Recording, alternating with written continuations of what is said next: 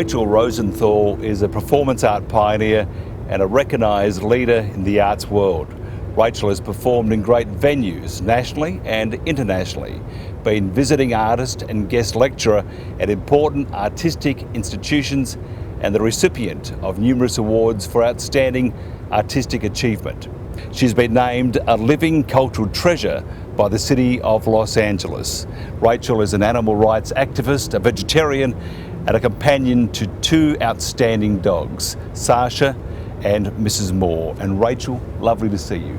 It's wonderful being here with you. Thank you very much. Tell us about the Rachel Rosenthal Company, first of all. Ooh.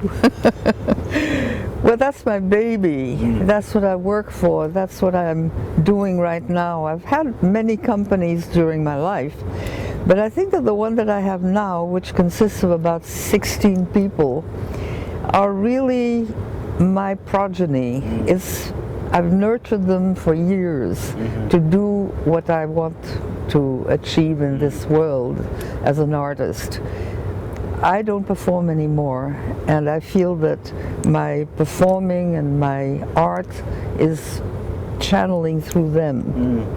And so I'm very proud of their achievement. They are very talented, and they do something which I think nobody else does. It is the hardest art one can do, which is total free improvisation. And this is what this wonderful company is about. Well, just describe what actually it is, because I mean, I'm somewhat of a Neanderthal when it comes to these things, and I'm sure many people are. Well, what we do really is what we do in life, which is respond to whatever comes our way. This is how we live. We live with certain ideas about what's going to happen tomorrow or later today or whatever, but you really never know. You may have a big surprise, an unexpected event, an accident, who knows.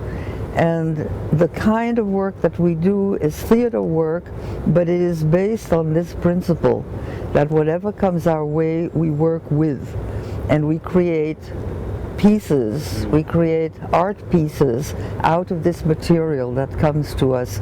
We have completely improvised sets, completely improvised costumes, lights, music, of course other people on stage with us. But when we go into a performance for a paying audience, we have no idea what we're going to be doing. That would be terrifying. Totally. That's why nobody else does it. But if you do that though, then you really can't fluff your lines. There are no lines, there's no direction, there's no rehearsal, there's no repetition of doing it over if we don't like it. It's completely done as we live life. In other words, life is not a rehearsal, it's the real thing. It's happening, and it's something that we have to deal with from one moment to the next. And this is how we do our work. But we do it as an art form. And so it's not really like a live kind of thing, you know, where people kind of move around and do whatever they feel like doing, whatever. It's creating a piece collaboratively, a piece which comes from a great deal of work, a great deal of workshopping to be able to do that. And then we do it in front of the audience, and it's either genius work and it's totally extraordinary, or sometimes it flubs, it doesn't catch, it doesn't work. And we have to learn how to deal with that also. And what I say is that there are no mistakes, there are only bad follow-ups. That's one of my mottos. And you recently had a fundraising activity on you were 83 years young. Has this sort of, I mean, from art being, say, an expression of oneself or the culture piece of the art to the economics of maintaining a business and, I suppose, creating some sort of income from it. It's sort of a clash, isn't there? Yes, it's very difficult because, for one thing, I have to do it always in my own studio, which is very small, mainly because presenters are afraid of free improvisation. They want to know what they're presenting, and we never know what's going to be presented. That's interesting. Yeah, so because of that, we have to work in our studio where we're comfortable with the space, with all the objects that we use, with the technology, etc. And mainly because we can then do whatever we feel is right for the moment without worrying about a presenter who will be upset because we're not presenting what we said we'd present, you know. So there's a lot of things that need to be done to the space. There's a lot of things like paying my artists. Artists are never paid. They're always the last ones getting paid, if ever. You know, and I want to pay my artists. So it was the first time that I did a fundraiser of this nature. And it had a silent auction. It was a big bash. I had hundreds of people who came, and it was sort of a celebration because I turned 83. I know, and you don't look a day over whatever you want to be. Well, you know, for me, it means nothing. 83 means nothing. But it means something because you can make a big bash out of it, you know. Does it drive you batty at times?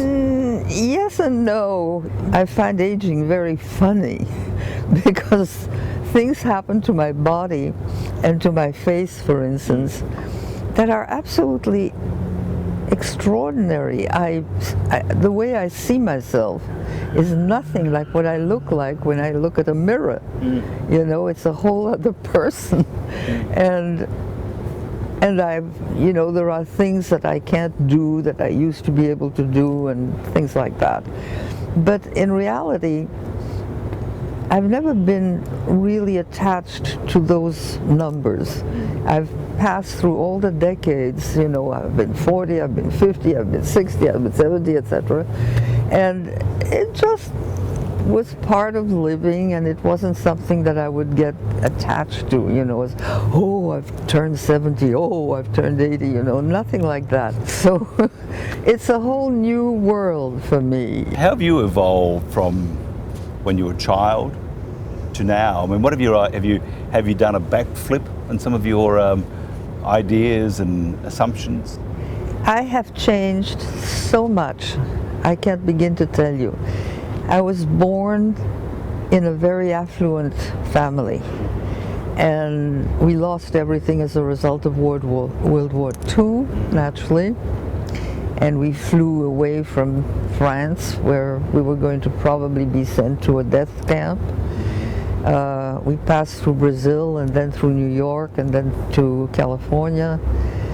And all this time I was really, really changing because I had been so spoiled as a child, and yet I lived through a lot of anxiety. And I don't know where that anxiety really came from, except for something in the atmosphere that said that, you know, World War II was coming, that the Nazis were getting stronger every day.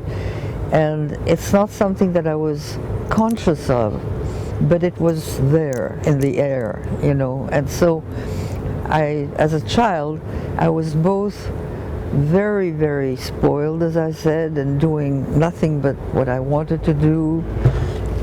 And at the same time, I had terrible nervous tics, and I was very anxious, and I had nightmares, and I don't know where they came from, you know, so it was very strange. But all this time, since I was very, very little, my only love and my only interest was art making. And I was drawing, and I was illustrating, and I was painting, and I was sculpting. And probably because in those days, and especially in my class, a little girl like me could only hope for one thing, is to make a good marriage. Good meaning expensive. And, you know, finding myself as the wife of a banker or the wife of, you know, a very rich merchant or whatever. And because I was only interested in art, that was okay with my parents, because it seemed like, oh, this is genteel, you know. So I was left to do what I really loved doing. And I found little by little as I lived that I didn't know how to handle my relationships with the world, with people, human people, with animal people. And I had to learn the hard way, and I taught myself because nobody was teaching me. And so I found that after a few decades, I had completely changed who I am. And thank goodness, because I wouldn't want to have remained the way I was before. Your work centres around the issue of humanity's place on the planet. Tell us about it. Ooh. It started out when I came to this town in the 50s. I created my first company, which was also fully improvisation. And then in '75, I began to create a series of pieces which were then dubbed performance art. And they were very much involved with feminism and with autobiography, because this seemed to be in the air at that period. And I belonged to a group and was myself very devoted to, you know, the issues of feminism and the issues of femininity and gender and all of those things. And for about 25 years, I created pieces which were basically solos. But very early on, I changed my text and the issues that I dealt with, because in my personal life, I became, first of all, totally in love with the planet. And when I say in love, I don't mean it as a metaphor. I mean it as the feeling of being in love with a person of my own species was transferred to the planet as a whole, with all its species and all its vegetation and all its zoology and the way the planet is sculpted by itself. You know, everything about it was just made of love and excitement and wanting to know more. And that's when I began to read a lot of books about what was happening to the planet. And I became very, very upset about the knowledge that we have of what we're doing to the planet and how we're hurting it and how we're killing it. And so a lot of my pieces dealt with that issue, different aspects of the issue, but always that same issue, going into the direction of teaching people and giving them information in my own way, in my art way, about how we are dealing with our mother and her children, and how totally wrong we are in the way we do that. So most of my pieces were that way until I stopped performing myself in 2000. And because I have to tell you, I have artificial knees. Both of my knees are artificial. And I had a lot of problems with arthritis of the knees.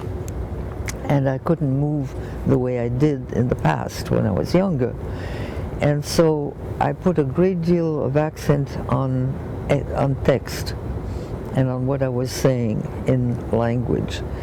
This is not what I do with my company now. On the contrary, I disapprove of the use of language, because I feel that it takes away from the use of the rest of the instrument, which is the body and the voice. And I still, try to instill in my people the same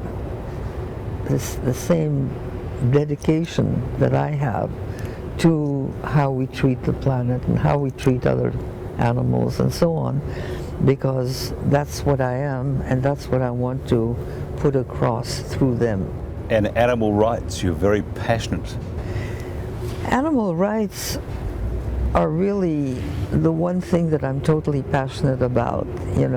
Of course I'm interested in politics like everybody else, but it's a crusade for me, to try to instill in people a realization of where we are. I mean, think of it a little bit, what this planet is and how unique it is and how it functions through all the things that it is, both in the way the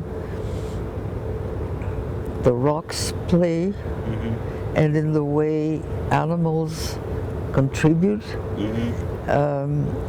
All of these things that were created through evolution, one way or another, are there to keep the planet going and to keep it healthy.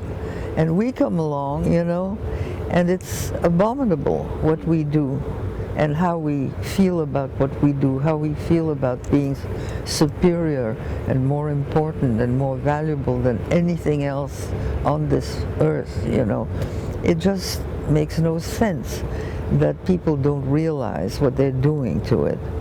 So this is a biggie for me. And Sasha is such a beautiful dog. Yes, I hope you can see Sasha. Can you see Sasha from where you are? Mrs. Moore. Interesting name. Is there something deep and meaningful there? Yeah, no. Mrs. Moore, first of all, she came to me as a very old lady and with a lot of problems. She had cancer, she had no hair on her back, she was probably part of a puppy mill. And she was very, very sick when I got her and very old. And I had just been involved again, because it happens to me every so often, with the book and the film Passage to India, which is wonderful.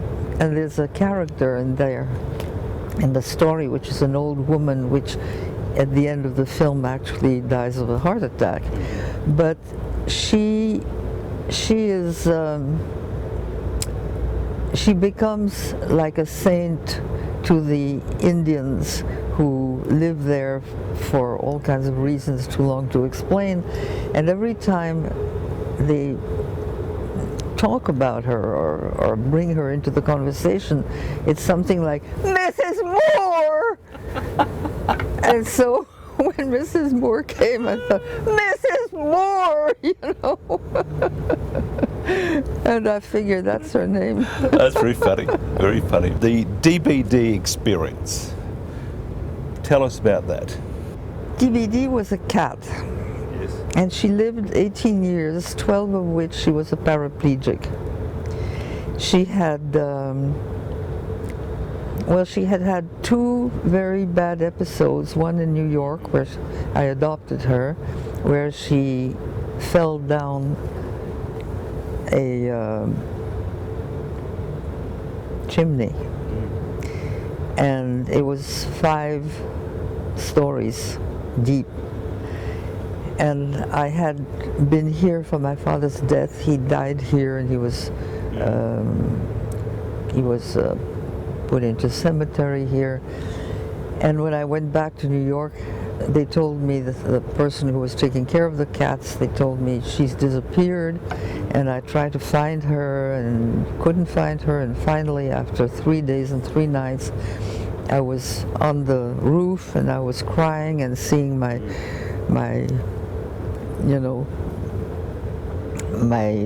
drops of misery falling down. And suddenly I saw these 2 little green specks way down into the chimney, and it was her. And it took me 5 hours to break through the business where I had figured that she was at that level in the building, and then to go through the chimney that was also boarded up and all of that.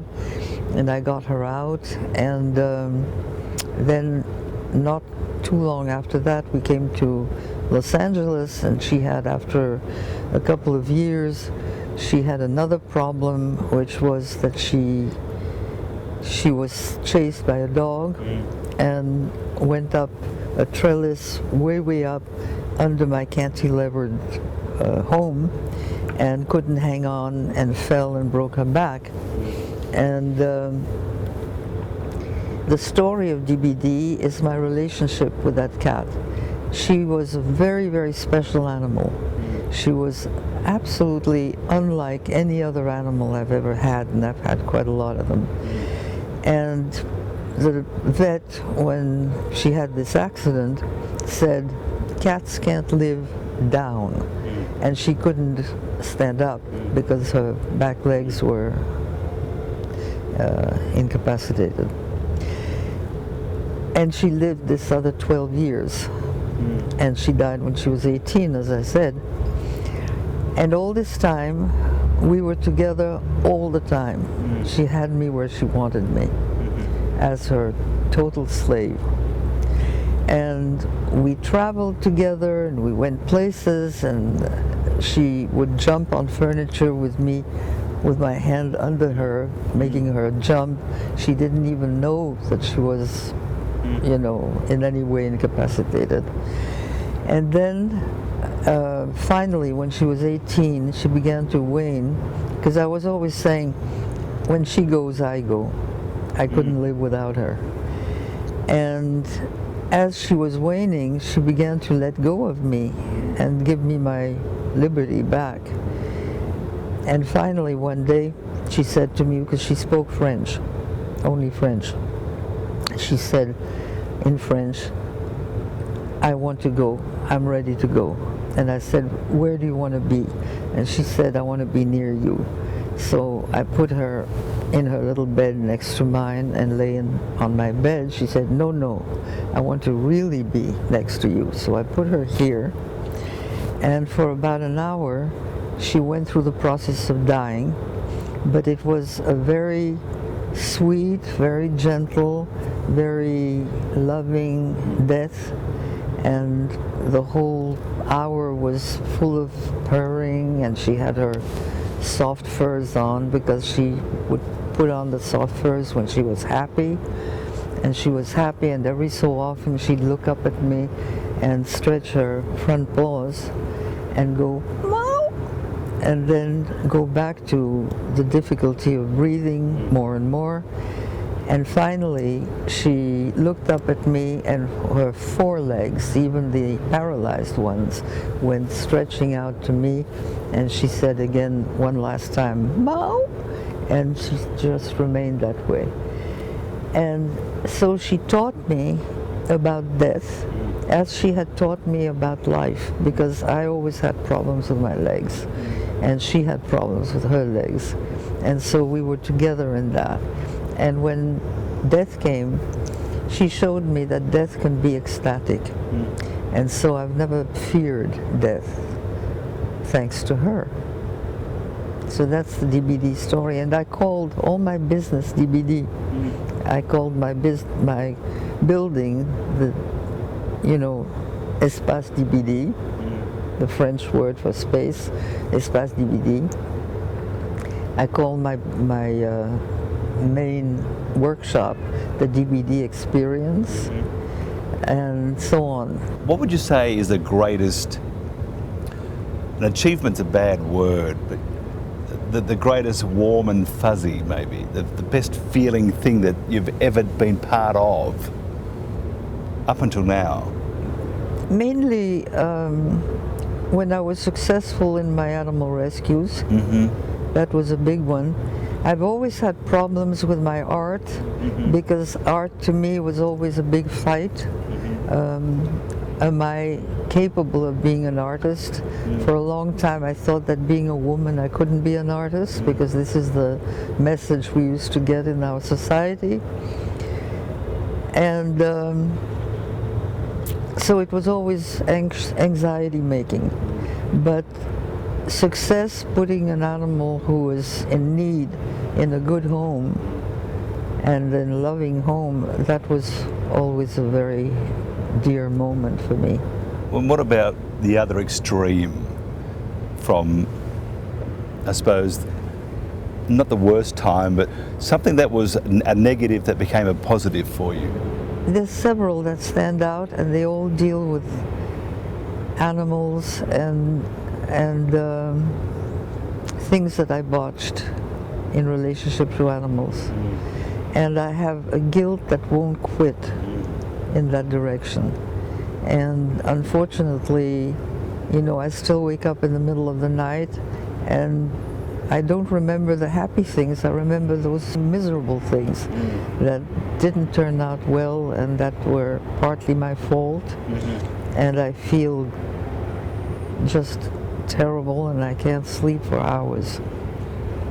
Did you ever think that you would ever become a living cultural treasure? Do you unite people along the way? I don't know. The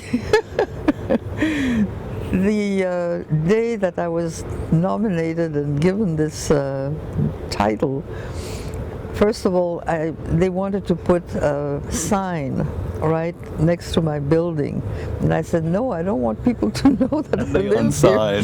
So we kind of got that worked out. We put the sign on the other side of the street, and the mayor of that period and the councilman of that period and the people in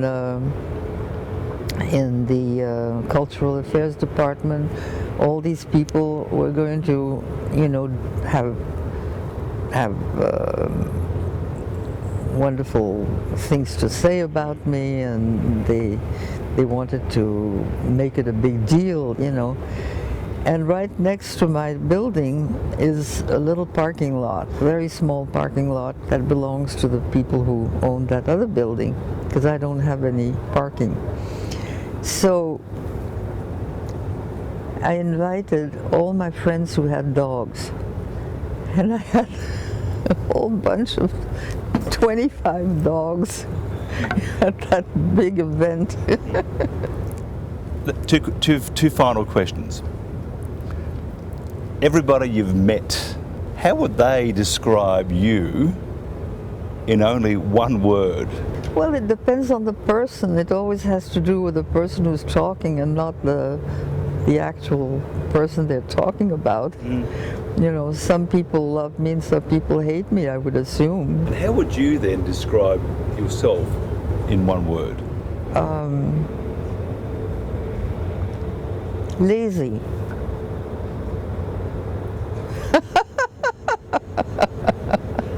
It's been a pleasure chatting to a living cultural treasure. You're very welcome. It's been a pleasure being in this beautiful area. Yes, and we can almost see the sky. Yeah, not much today. Thank you. Welcome.